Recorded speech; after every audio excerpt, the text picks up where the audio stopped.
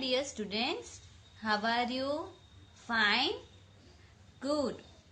So before starting today's class, everyone join your hands and close your eyes. We will do a prayer. Om Bhurbhuvasvaha Tatsavituर्वरेण्यं भर्गो देवस्य धीमहि धियो यो नः प्रचोदयात्. Om Shantihi Shantihi Shantihi. Okay, so now you can open your eyes. Okay, so yesterday we completed revision of Unit 7 and today we are going to revise Unit 8, that is picnic time, from English literature portion. So Unit 8 is about picnic. So we enjoy a lot when we go on a picnic with our family and friends, right? So our Unit 8 is also about such students, that is of Riya and her classmates, that how they enjoyed at their picnic. So before reading the chapter, we will see phonic activity, that is long I sound. So everyone open your textbook and we will revise long I sound words. Okay, so phonics fun long I. So the sound of long I is I. Okay, that is I. So जब भी magic E is present at the end of a word, the vowel before makes its sound from short to long. मतलब कि जब भी E जो है वो किसी word के end में आएगा, then ये E है, it will make this sound, the sound of vowel from short to long. Short में से long कर देगा. So this is bike, nine, kite and eyes. Okay. Now take your revision sheet and we will do phonic activity. So phonic activity, before starting that, write CW and today's day. So phonic activity, write the names of the picture with long I sound words. यहाँ पर जो है they are words, they are pictures with long I sound और हमें इन pictures में उनके correct words लिखने हैं, बट उन वर्ड्स में कौन से आने चाहिए? लॉन्ग आई के साउंड. ठीक है. सो ये जो 4 पिक्चर्स है, दैट इज 1, 2, 3 एंड 4, ये 4 जो है वो आपके आज के होमवर्क में है. ओके, होमवर्क में है ये 4. और ये जो 5 पिक्चर्स है वो हम अभी करेंगे. सो सी, ये जो है वो एक बीच जैसा है. ठीक है, पिक्चर बीच का पिक्चर है और यहाँ पे वाटर वो आ रहा है. तो बीच पे जो वाटर दैट इज सी, तो उसमें जो आती है दैट इज टाइड. उसे क्या कहते हैं? Tide. So TIDE, that is tide. Okay, tide कहते हैं उसे. सो टाइड यानी कि लहरें, तो इसमें लॉन्ग आई का साउंड प्रेजेंट है. Now this is bicycle. क्या है ये? बाइसिकल. इसमें भी लॉन्ग आई का साउंड है. सो यहाँ पे लिखेंगे BI, बाई सिकल. ठीक है, बाइसिकल, बाइसिकल. तो इसमें भी लॉन्ग आई का साउंड प्रेजेंट है. Now this is lime. Lemon जो होता है उसे लाइम भी कहा जाता है. So here we will write LIME, lime. इसमें भी लॉन्ग आई का साउंड प्रेजेंट है. Now this is wine. Okay, से आपने आपके प्लांट्स EVS में जो आपका टाइप्स ऑफ प्लांट्स वाला चैप्टर है उसमें था ना क्लाइंबर्स एंड क्रीपर्स. तो उसमें क्लाइंबर्स में था ना ग्रेप वाइन, राइट. तो उसमें क्या है, उसमें जो ग्रेप जिसमें ग्रो होती है उसे ग्रेप वाइन कहते हैं, उसके प्लांट को, वो क्लाइंबर को, तो ये वाइन है। ओके, तो इसमें भी लॉन्ग आई का साउंड प्रेजेंट है, so that is wine.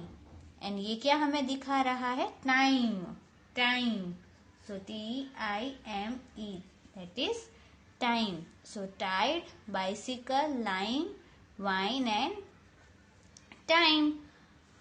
Okay, so इन सभी में लॉन्ग आई का साउंड प्रेजेंट है और ये जो 4 है वो आपको होमवर्क में करना है। Now we will discuss IBL question. So here question is, why should students wear uniforms when they go on a picnic?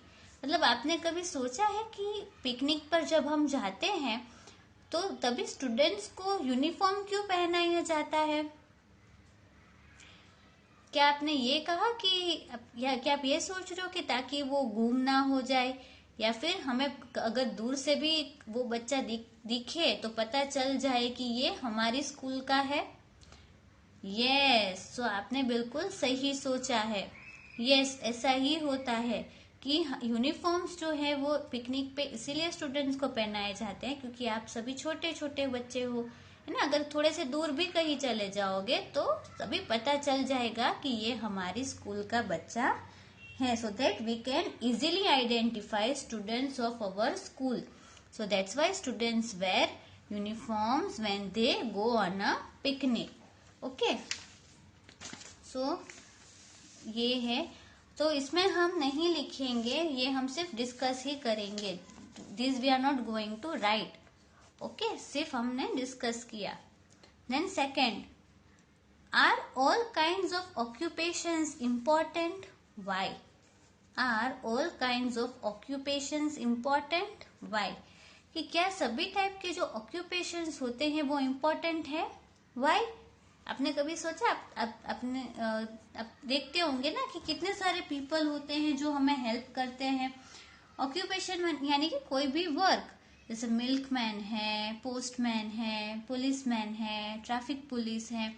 सो ये सभी ही लोग जो हैं वो हमें कहीं ना कहीं तरीके से हेल्प करते हैं। एंड इवन हमारे घर पे जो रैक पिकर आते हैं, है ना, वो जो कचरा लेकर जाते हैं, सो वो सभी ही ऑक्यूपेशन है, वो उनके ऑक्यूपेशन है। तो क्या सभी काइंड के ऑक्यूपेशंस इम्पोर्टेंट है हमारे लिए? Yes, all occupations or all kinds of occupations are important. Why? Because अगर इसमें से कोई एक भी नहीं होगा देन हमें पूरी हेल्प नहीं मिलेगी। अगर जो है हमारे घर जो रैक पिकर आते हैं या फिर वो जो घर से हमारे कचरा लेने के लिए जो वैन आती है, अगर वो नहीं आएगी तो हमारे घर से कचरा कौन लेकर जाएगा? कोई नहीं।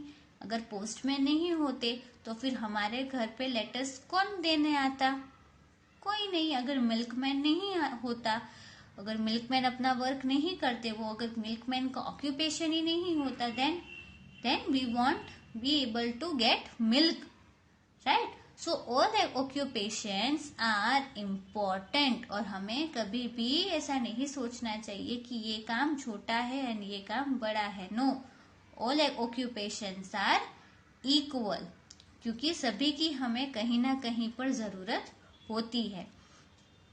Okay, so again this we are not going to write, ये हमने सिर्फ डिस्कस ही किया है। Okay, so just think about this.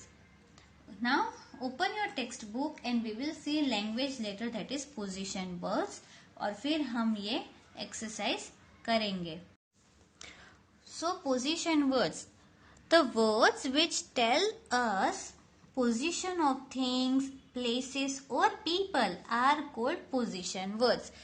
Position words यानी कि ऐसे words जो हमें किसी भी thing, प्लेस या पीपल की पोजीशन यानी कि उनकी जगह दिखाते हो। फॉर एग्जाम्पल, अगर ये बॉल जो है वो इस बॉक्स के अंदर है, जो दैट इज इन। अगर उस पे ऊपर टच होकर हो तो दैट इज ऑन। उसके ठीक नीचे हो तो दैट इज अंडर। उसके पीछे हो तो दैट इज बिहाइंड। देखो यहाँ पर उससे आगे है, सो इन फ्रंट ऑफ। फिर किसी भी चीज के कुछ ऊपर हो बट उससे टच ना हो रहा हो, so that is above. Then नीचे हो बट थोड़ा आगे हो, तो दैट इज बिलो। फिर दोनों के बीच में होता है तो बिटवीन, एंड उसके बाजू में है तो beside. So these all are position words. Okay. Now take your revision sheet and we will discuss this grammar portion. That is position word. Fill in the blanks with correct position words. So यहाँ पर जो blanks दी है हमें, वो हमें correct position word से fill करनी है। और ये जो पिक्चर है वो हमें हेल्प करेगा। The first sentence is the cat is sitting dash the chair. See यहाँ पर ये कैट है और ये चेयर पर है, तो क्या आएगा, कौन सा पोजीशन वर्ड आएगा? Yes, on. The cat is sitting on the chair. तो हम यहाँ पर फर्स्ट ब्लैंक में ऑन लिखेंगे। Now, next, the books are dash the table. तो यहाँ पर है books, कहाँ है? टेबल के ऊपर। सो यहाँ पे क्या आएगा? on आएगा। The books are on the table. Now, next, the shoes are dash the table. Shoes है वो कहाँ है? टेबल के यहाँ पर है ये, तो क्या आएगा? उसके अंडर है, नीचे है, right? So under, the shoes are under the table. The shoes are under the table. Now the clock is dash the table. ये जो क्लॉक है वो टेबल पे के ऊपर है, so on. The clock is on the table. फिर next, the dog is sitting dash the box. See, ये जो dog है वो क्या है, कहाँ बैठा है? बॉक्स के अंदर है। yes, so यहाँ पे क्या आएगा? in. The dog is sitting in the box. Now the table is, ये टेबल जो है उसकी बात हो रही है। the chair and the box. तो ये चेयर और ये बॉक्स के क्या है? बीच में, दैट इज बिटवीन। यस, सो यहाँ पर हम लिखेंगे between. The table is between the chair and the box. Now the chair is dash the table. जो चेयर है वो टेबल के क्या है? पास है, राइट? सो हम नियर लिखेंगे इसमें, या तो फिर बिसाइड भी, यानी कि उसके बाजू में। So we can also write beside.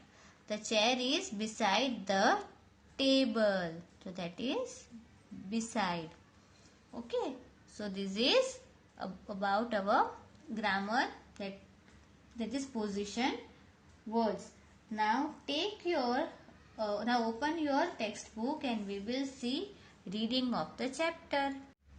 Okay. So reading in this is a story about Riya. Right? Riya and her classmates. They were on a picnic. So Riya wakes up early and she quickly gets ready and reaches the school. वो जल्दी फटाफट से ready हो जाती है और school पहुंच जाती है। Then the teacher asks the student that are you excited for the picnic? क्या आप सब excited हो पिकनिक के लिए? And then students say yes. Then what they did? Teacher and Riya and her classmates repeated the picnic rules. So what were the rules? That do not spoil. Spoil मतलब बिगाड़ना. Do not spoil the walls or furniture. जहाँ पर वो जा रहे हैं वहाँ की walls को या तो फिर furniture को spoil नहीं करना है. Then one should not fight or push each other and they have to wear ID cards so that they can identify each other easily. Then their teacher told that why it is important to wear a uniform for a picnic, so that it becomes easy to identify the children. Then after repeating picnic rules, Riya and her classmates get on the bus. So on the way they sing songs, rhymes and chat with each other. Then there were many rides in the park and they enjoyed a lot. Some went on a seesaw, one girl slid down the slide. Then one boy said to go on a merry-go-round. Then their pictures clicked. Then the teacher clicked their pictures. Then they were very hungry, so they shared their lunch. है ना, उन्होंने अपना lunch भी share किया. Then the children also played volleyball. But क्या कोई volleyball के match में कोई जीता था? No one won the match, right? Because it was a tie. क्योंकि वो tie हो गया था, इसीलिए.